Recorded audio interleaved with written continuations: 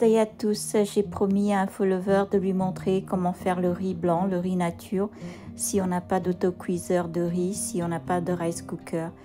Dans une petite casserole qui ne colle pas au fond, j'ai posé à peu près 400 g de grains de riz. C'est du riz que j'ai acheté dans les stores asiatiques, du riz qui vient du Cambodge ou d'autres pays, mais du riz long parfumé. Ensuite, je lave minimum 3 fois ces grains de riz jusqu'à obtenir un lot de rinçage qui devient clair. Je lave autant de fois pour éviter en fait de consommer trop d'amidon qui génère lors de la cuisson du riz. Vous voyez l'eau qu'on débarrasse, on voit qu'il est un peu blanchâtre. C'est tout l'amidon, toute la farine du riz qui partent, qui se nettoie. Et je voudrais obtenir de l'eau claire comme ça.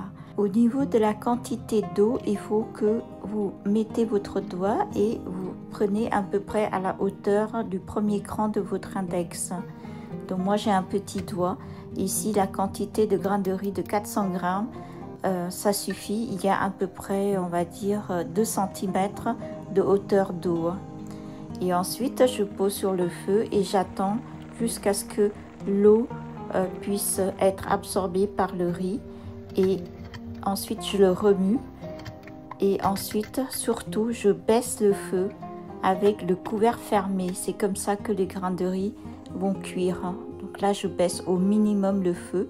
Si vous mettez le feu trop fort, ça risque de brûler au fond de la casserole. Et 10 minutes après que je baisse le feu, je remue le riz. En fait, c'est pour obtenir un riz aéré et non collant. Je suis obligée de remuer au bout de 10 minutes de cuisson, par exemple. Vous voyez, ici, on voit que ça colle un peu au fond de la casserole, mais ça ne brûle pas.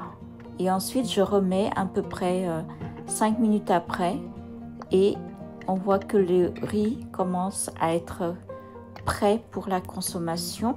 On voit qu'il n'est pas trop collant. Il est bien aéré et il est bien cuit. Attention, si vous mettez trop d'eau, le riz risque d'être un peu plus collant, et si vous mettez pas assez d'eau, le riz n'est peut-être pas cuit. Donc faites attention. Il faut à peu près, moi j'ai pour la quantité de riz que j'ai utilisé, il faut à peu près 2 cm d'eau de hauteur sur une petite casserole. Je répète, vous laissez bouillir jusqu'à ce que l'eau soit absorbée par le riz, et ensuite vous baissez le feu au maximum et vous attendez 10 minutes pour remuer les grains de riz. Une fois que vous avez remué, vous mettez encore 5 minutes.